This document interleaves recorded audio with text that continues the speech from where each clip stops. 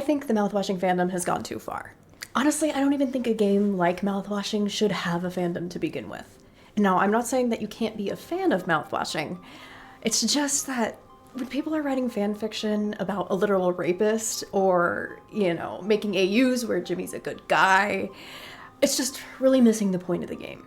There comes a point where the fandom becomes so disconnected from the original source material and what it was trying to say that it just becomes low-key disrespectful. Mouthwashing is a complex psychological horror game that examines a very difficult topic in an artistic yet very obviously horrifying way.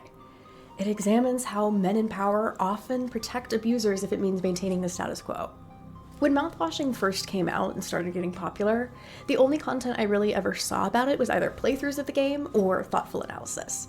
So imagine my surprise when I was scrolling through TikTok and only came to find about all of this insane fanfiction with the weirdest character pairings I've ever seen, including Jimmy/Anya fics. I've also seen some absolutely insane AUs, again, like I mentioned at the beginning, where what if Jimmy wasn't even bad? Bruh. Anyways, there's also been a lot of infantilization of the male characters, trying to justify their actions or lack thereof. And then you have that one cosplayer that really sexualized Anya in order to promote her OnlyFans. Yikes. Let me be clear. I'm not in any way advocating for censorship. I think people should be able to draw, write, post whatever they want. However, I think if you're going to do something that a lot of people find distasteful or unacceptable, examine why you want to do that. Is it for shock value? Is it because you have that same trauma and you are trying to process it yourself? Basically, make sure you have a good reason for doing it.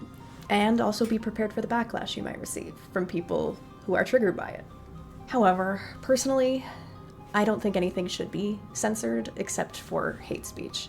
Anything that's like Nazi shit or racism, slurs, that kind of thing, unless it is coming from a character's perspective that is already established in the world, I don't think it really has a place in fandom. Other than that, the only thing that I really have a problem with is the romanticization of rape and treating rape and rapists like it's no big deal. That is my personal big gripe and the biggest issue I've had with the Mouthwashing fandom. But what is too far? And that line is going to vary from person to person drastically. So if there is no real answer to how far is too far, then how do we move forward? Well, in my opinion, I think the answer is simply for creators and anyone posting their opinions online to just examine why they're posting it, why they're making it in the first place. Is it, like I said before, to process your own trauma? Great. You might want to put a disclaimer when you're posting something triggering. If you don't have a good reason, either don't post it publicly, or if you post it publicly, be prepared for the backlash. However, I think people will just have to self-moderate. If something really triggers you, put it as a blocked term on your feed, so it doesn't show you content that includes that term. Other than that, that's life. You're going to see things you don't want to see, and you're going to read things you don't want to read. It is within your power to simply turn off your computer, turn off your phone. If you don't want to engage in the fandom anymore because it's gotten too toxic or gotten too crazy, step away. It's okay. Alas, that's just my opinion. I think part of the reason there is such weird behavior is that the fandom is super young for what you'd normally expect for a game that tackles such mature themes. And that brings a lot of weird takes, because a lot of these kids in this fandom do not have the maturity or life experience it takes to be able to comprehend these issues. For example, my 11-year-old niece saw my Anya cosplay and said, "Oh, I just watched a playthrough of that. A lot of my friends like that game, and so I just really don't understand the hype." Yeah, girl, because you're 11. I was just genuinely so shocked that the algorithm is pushing this content to kids her age. And then it just made me realize that when I'm arguing in the comments with people, or when people are commenting the weirdest shit on my Anya cosplay videos, a lot of them are gonna be literal children. And that's crazy to me. Another common defense I have seen of weird behavior comes specifically from artists who have drawn very lewd, almost pornographic depictions of Anya, and then when they've gotten backlash, their defense is, "I didn't know the source material. I never saw a playthrough, didn't know the game." Which is honestly shocking to me, because if you're going to be drawing these very explicit drawings of characters, don't you think you should do like a tiny bit of research on them before you draw them to make sure they're not like, I don't know, a minor or a rape survivor? You know, just like basic shit. But apparently not, so fascinating. Just in general, if you're going to be discussing a game or really any piece of media that features rape as a central theme, you have to be really careful about what you say and how you say it. Because while you may be talking about fake characters in a fake scenario, it's super applicable to real life. And when a survivor hears you justify Jimmy's actions or Curly's inactions, it's also justifying that for their real life abusers and those that enabled them. And that's just extremely hurtful. Now, I will preface my analysis of this game by saying that I am a woman and the survivor, so I will acknowledge my bias towards Anya. However, for me, the entire story is about Anya and her abuse at Jimmy's hands. Her experience is what drives the plot of the game. Her telling Jimmy about her pregnancy is what drives him to crash the ship in the first place. And the tense atmosphere the game builds is created by the horrifying scenario of being trapped in outer space with your abuser and no one will help you. Now, when I first played this game and I had no idea what the plot was, one of the first things that I said was, damn, so Anya's the only girl on this whole ship. That's the real nightmare. Because being alone with 4 men for over a year, nightmare. No thank you. I had no idea how right I was. Now, when I made a TikTok about this topic, I got so many comments defending the rest of the crew and placing the blame solely on Jimmy, saying that he was the only problem. And I just completely disagree. It just reminds me of the classic quote by Dr. Jens Voel. If a Nazi is sitting at a table and 10 others are sitting there and talking to him, then you have a table with 11 Nazis. For me, that equally applies to known rapists. Anybody who still stays friends with a rapist after they are publicly outed is at the very least an enabler and also a bad person. Now, obviously, they're not nearly as bad as the rapists themselves, but they're still definitely not someone I would trust to be alone with, because at the very least, they're rape apologists. We know that Anya's abuse was not a one-time thing and was reoccurring, because when she tells Curly about her pregnancy, and Curly asks who the father is, her response is, I already told you, implying that they've already had multiple discussions about her abuse. And Curly's only response is, I'll talk to him. Cool. And he does absolutely nothing to protect Anya from further violence, especially knowing that it will likely escalate because of the pregnancy, especially if he tells Jimmy that Anya told him. In my opinion, the tragedy of mouthwashing is that literally anything else other than what Curly did would have gotten him a better outcome. Taking any kind of action to prevent further abuse would have been better. On that same TikTok, I got a lot of comments saying that there's nothing that Curly or Swansea could have done differently that would have changed the outcome of the game. I disagree.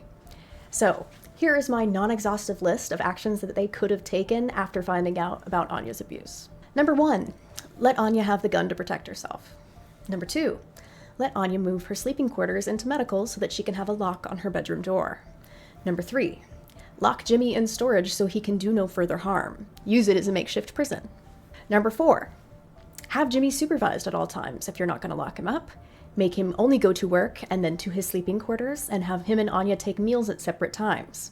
Number 5, contact upper management at Pony Express and explain the situation and get their advice on what to do.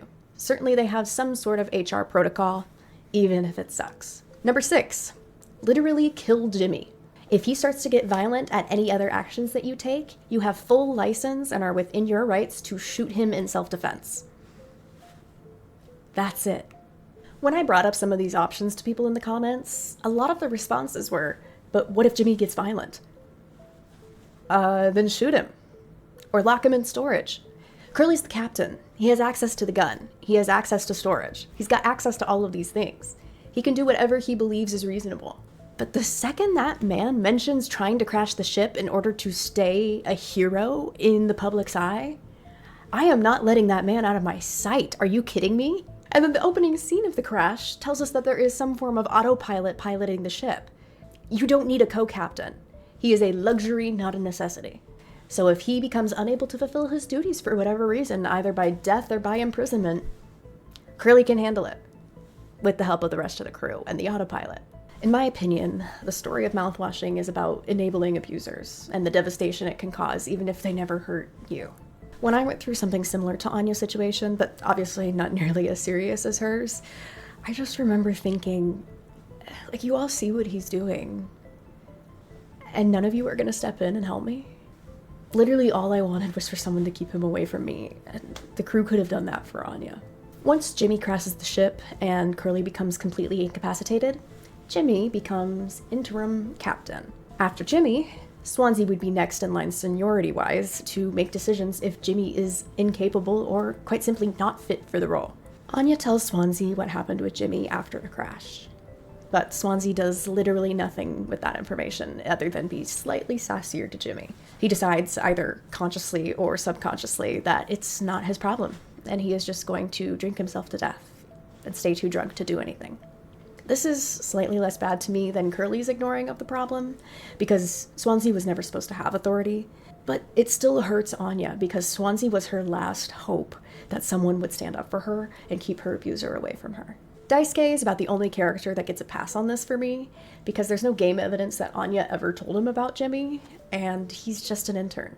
So even if she really did tell him because they were close friends, there's not much he could do because he's lower on the power ladder than she is. The only way I could see him doing something is that because he's a man, it's possible that Jimmy respects him more than Anya, and so him standing up for her would mean more than her standing up for himself. But even that, we can't really say based on the game evidence. Mouthwashing does a great job at portraying complete hopelessness from the very beginning. The crew was doomed from the start. Pony Express was the only manned freighter company left in existence, and that changed in the middle of their flight. There was no reason for them to be out in deep space like that when there was technology available to remove humans from the equation entirely. Additionally, the cargo that the ship was hauling was literally mouthwash, which is where the name of the game comes from. They weren't shipping life-saving medicine or vital supplies for a new base on a new planet. It was something so expendable, so unnecessary, and it made that seem like the company also viewed them as expendable and unnecessary out there in deep space. And then on top of that, there's the sexual predator walking free, because the company didn't care enough about their workers to put locks on their bedroom doors. And then on top of that, the victim of the abuse is pregnant and will have to give birth unmedicated and without a doctor around, because there are still 8 months left in their trip when she finds out she's pregnant. Her hopeless situation is compounded by Curly doing nothing when she tells him about her abuse. And once Jimmy finds out that Anya told Curly about her abuse, he decides that if there is no way he's getting out of this with his reputation intact, he's taking everybody down with him. So he crashes the ship on an asteroid in the middle of deep space, with no way to call for help or signal location. But what's even more helpless is that even if they could call for help, it's likely that no one would be able to make it to their location before they ran out of food or oxygen. And so it was really no way out from the beginning. So they were all doomed the second that Jimmy crashed the ship. The theme of hopelessness continues for Jimmy as he tries to take responsibility throughout the game. But in my opinion, there is no way to take responsibility for rape other than turning yourself in and taking whatever punishment is dealt to you. And it seems that all of the characters kind of ignore Anya's abuse after the crash. Jimmy's trying to take responsibility for the crash and not for assaulting Anya. Even Swansea's final monologue to Jimmy as he's about to get shot and die, he doesn't even mention Anya and focuses solely on Daisuke's death. The fact that they all ignore Anya's trauma and the fact that she's going through the most horrific experience out of all of them is one of the saddest aspects of the game, in my opinion. She's so alone, even when she's surrounded by other people. Anyways, I hope that my analysis made sense and was at least a little bit interesting to you guys, but you're welcome to disagree with me, by the way. I'm just asking everyone to be a little bit more mindful when it comes to discussing sensitive topics in a public forum. But take care of yourselves, and I will see you in the next video. Bye!